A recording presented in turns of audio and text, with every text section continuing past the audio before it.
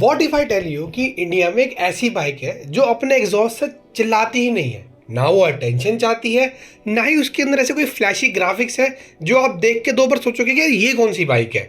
लेकिन जब भी आप इस बाइक को कभी किसी पार्किंग स्पॉट पे देख लोगे या कहीं खड़ी हुई देख लोगे तो आप 2 मिनट रुक के सोचोगे कि ये बाइक जो है लाउड होने के लिए बनी ही नहीं थी। अब आप ये सोच रहे होंगे, मैं ऐसी कौन सी बाइक है भाई इंडिया में? Meet the Yamaha XSR 155। तो आज हम बात करने वाले यामाहा की इसी बाइक के बारे में, और हम जानेंगे इस बाइक के अंदर क्या अच्छाइयाँ हैं, बुराइयाँ हैं, और हम ये भी जानेंगे कि इस बाइक के साथ फ्यूचर में जो है अगर आप लेते हैं तो जीना कैसे है। XSR 155 को समझने के लिए ये जानना बहुत ज़रूरी है क्योंकि किसी भी रेस का हिस्सा नहीं है। ना ये यामाहा RN5 की तरह ट्रैक फोकस्ड है और ना ही ये यामाहा MT15 की तरह यूथ को जो है केटर करने के लिए बनी हुई है। XSR 155 का जो पूरा ओवरऑल बाइक का कैरेक्टर है वो इस तरीके से बनाया गया है कि ये शोर कम मचाने वाली बाइकों में से है, लेकिन जो है कैरेक्टर बहुत बाइक का बहुत स्ट्रॉन्ग है, बहुत यूनिक है इसके ओन वे में। और जो यामाहा का 155 सीसी का लिक्विड कूल्ड इंजन है वो इसको प्रॉपर सपोर्ट कर रहा है in terms of overall bike के जो अर्गोनॉमिक्स है और बाइक का जो राइडिंग स्टाइल है। अगर हम डिज़ाइन की ही बात करें तो XSR 155 को देख के लगता है कि ये किसी भी तरीके से कोई ट्रेंड फॉलो करने की कोशिश नहीं कर रही, बल्कि खुद अपनी एक लेन बनाना चाहती है, अपनी एक लेन में चलना चाहती है। राउंड LED हेडलैम्प है, फ्लैट सीट है, रियर सेक्शन भी में कुछ ज़्यादा मतलब आपको ऐसे लगेगा कि डिज़ाइन में कुछ अलग ही निकल के आ गया है।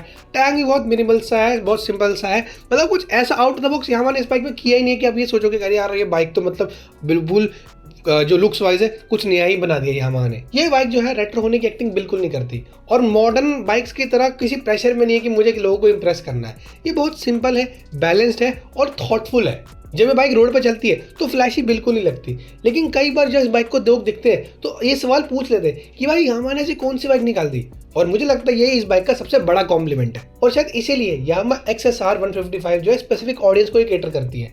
ये बाइक जो है ओनर्स के लिए उनकी एक ओनरशिप एक्सपीरियंस का एक एक्सटेंशन है, ना कि कोई कंपटीशन की उनके पास कोई फ्लैशी बाइक होनी चाहिए या किसी ऐसी चीज़ में दिखाना कि उनके पास कोई यूनिक बाइक है।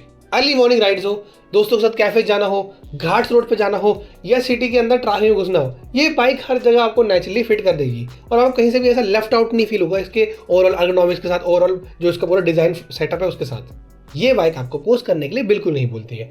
मेरे हिसाब से इस बाइक का ये मोटो है कि आपका जैसा भी लाइफस्टाइल है मैं उसके अंदर अपने आप को ब्लेंड कर लूँगी, बेसिकली आपका एक लाइफस्टाइल का एक्सटेंशन हूँ, लेकिन किसी भी एंगल से ये आपको ऐसा नहीं फील करेगी कि यार मैं एक यूनिक पीस हूँ या मुझे आप अटेंशन दो, ऐसा बिल्कुल नहीं है बाइक। डिज़ाइन की बात खत्म होने के बाद अब सबसे नेचुरल सवाल आ जाता है कि भाई राइड क्वालिटी और राइडिंग जो स्टाइल है वो कैसा है, और यहाँ पे यामाहा का सबसे बड़ा गेम है। यामाहा के पास जो लिक्विड कूल्ड इंजन है 155 सीसी का वो काफ़ी टाइम से रिलायबल है, स्मूथ है, पेपी है और परफॉर्मेंस ओरिएंटेड भी बन सकता है। तो जब यही इंजन आप RN5 में देख रहे थे, यही इंजन आपने MT15 में देखा है, अब वही सेम इंजन आपको मिल गया है XSR 155 में, तो लाजमी सी बात है कि आपकी जो राइड क्वालिटी है वो उसमें वैसे ही आपको परफॉर्मेंस देखने को मिलेगी जैसा हमने इन दोनों बाइक्स में देखी है।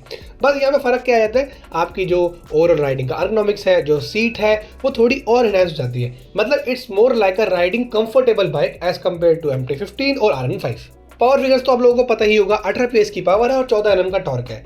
जो इसका थ्रोटल का रिस्पॉन्स है बहुत स्मूथ है, बहुत लीनियर है, तो आपको कभी ऐसा जर्कीनेस फील नहीं होगी, ऐसा फील नहीं होगा ये बाइक आपको इंप्रेस करना चाहती है या ये बाइक भागने में बहुत मतलब आपको मदद देने वाली है। इस बाइक का काम है बहुत रिलैक्स तरीके से आपको एक क्रूजिंग स्पीड पे पहुंचा देना, और अगर इसका थ्रोटल अग्रेसिव भी लेंगे तो आपको पता चलेगा कि हाँ इस बाइक में कैपेबिलिटी ज़रूर है, but riding to riding quality पे डिपेंड करता है कि आप किस तरीके के राइडर हैं। सिटी राइडिंग में इस बाइक का कैरेक्टर थोड़ा और एनहांस होकर आता है। जब ट्रैफिक बम्पर टू बम्पर हो जाता है तो इंजन पे ज़्यादा स्ट्रेन आपको फील नहीं होता है, क्लच बहुत लाइट फील होता है और आपको कभी भी ऐसा लगता नहीं कि बाइक थोड़ा परेशान है ट्रैफिक की वजह से, बहुत रिलैक्स इंजन फील होता है आपको। ये बाइक आपसे फाइट नहीं करती, ये बाइक आपके साथ कॉर्पोरेट करती है। और जब सिग्नल से आप निकलते हो तो जब थ्रोटल को थोड़ा ओपन करोगे तो आपको जो पावर का बैंड है वो बहुत स्मूथ और बहुत लीनियर निकलने को मिलेगा।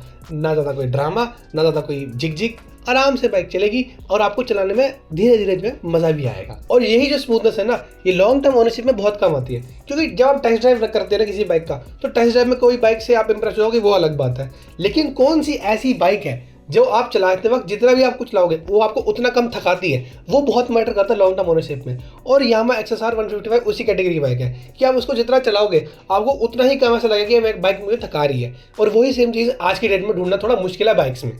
XSR 155 का जो इंजन है वो इस टेस्ट को बहुत अच्छे से पास कर लेता है, क्योंकि इंजन का जो पूरा पावर बैंड है वो काफ़ी प्रेडिक्टेबल है और कोऑपरेटिव तो है ही है, और आपके कैरेक्टर के हिसाब से कि आप आज इस बाइक को किस तरीके से चलाना चाहते हैं, उस तरीके से बाइक अपने आप को अडाप्ट करने की पूरी कोशिश करती है।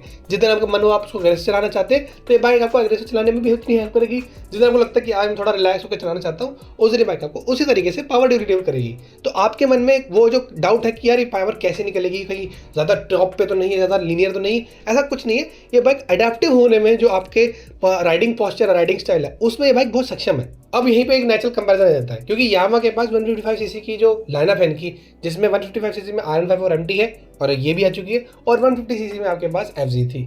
तो अगर आप इस बाइक को नेचुरली देखेंगे, बाकी बाइक्स का नाम ला भी ले, तो यामा के अंदर ही उनकी जो पूरी एक लाइनअप है उसके अंदर 155 सीसी की काफ़ी बाइक्स हैं, जहाँ पे MT-15 जो है उनके साथ कंपैरिजन करना बहुत नेचुरल हो जाता है। लेकिन MT-15 के साथ एक मतलब MT-50 के जो कैरेक्टर है वो तो यूनिक है। MT-15 चाहती है कि वो मतलब थ्रॉटल उसका एग्रेसिव खींचा जाए, थोड़ी वो एग्रेसिव है पोस्चर स्टाइल में भी, और वो चाहती है कि उसको वो थोड़ा जल्दी थ्रॉटल किया जाए, रेस किया जाए, मतलब उस तरीके से कैरेक्टर उसका बाइक का वैसा है। अगर वही सेम चीज़ हम यहाँ पे अप्लाई करें, ये बाइक भाई बिल्कुल इसका ऑपोजिट है। ये बाइक बहुत काम है, मैच्योर है, like a very calm and soothing person जिनके साथ आपको बात करके बहुत अच्छा लगे ना, ये उस तरीके की बाइक है भाई। अगर MT-15 की बात करें तो सकता है वो जो टीनेज फेज में लड़के होते हैं ना, जो बिल्कुल एग्रेशन चाहते हैं, MT-15 उन लोगों को कैटर करने के लिए बनी है। और जो लोग अपने थोड़ा ऑफिस टाइम में एंजॉय करना चाहते हैं बाइक राइडिंग को, उनके लिए XSR 155 बहुत जल्दी फिट हो जाएगी। बस ये बात ये, जो लोग एग्रेसिव स्पीड चाहते हैं वो MT-15 ले सकते हैं, जो काम एंड राइडिंग पोस्चर के साथ बिल्कुल एर्गोनॉमिक्स कंफर्टेबल चाहते हैं वो XSR 155 ले सकते हैं, चॉइस आपकी है। हैंडलिंग की बात करें तो यामा का जो डेल्टा बॉक्स फ्रेम है यहाँ बहुत हेल्पफुल हो जाता है। हैंडलिंग बहुत निम्न हो जाती है और आपकी कॉर्निंग करने में बाइक को ज़्यादा प्रॉब्लम आती भी नहीं है। जिगजैग करने में आपको ऐसा फील ही नहीं होगा कि बाइक यार बिल्कुल रेस्टलेस फील हो रही है या आपको डर लगेगा, बहुत कॉन्फिडेंट फील कराती है आपको ये बाइक। सस्पेंशन जो है थोड़ा फर्म साइड पे, लेकिन अनकंफर्टेबल बिल्कुल नहीं है। अब इंडिया में गड्ढे इतने हैं कि आपको पता भी नहीं चलेगा ये सस्पेंशन ज़्यादा स्टिफ है या नहीं है। अगर हैंडलिंग के पर्सपेक्टिव से ही बात करूँ तो ये बिगिनर्स के लिए इंटिमिडेटिंग नहीं है, और एक्सपीरियंस है उनके लिए बोरिंग तो बिल्कुल भी नहीं है। जैसे जैसे इस पर आप अपना टाइम स्पेंड करेंगे उतना आपको इस पर ट्रस्ट होता जाएगा, और ये एक बहुत ही अंडरलाइनिंग ट्रेड बन जाता है बाइक का कि आप अपनी बाइक पे इंक्रीजिंगली जो है अपना ट्रस्ट बिल्ड कर रहे हो। अब बात करें ब्रेकिंग की तो वो भी एक बहुत स्ट्रॉग एस्पेक्ट है।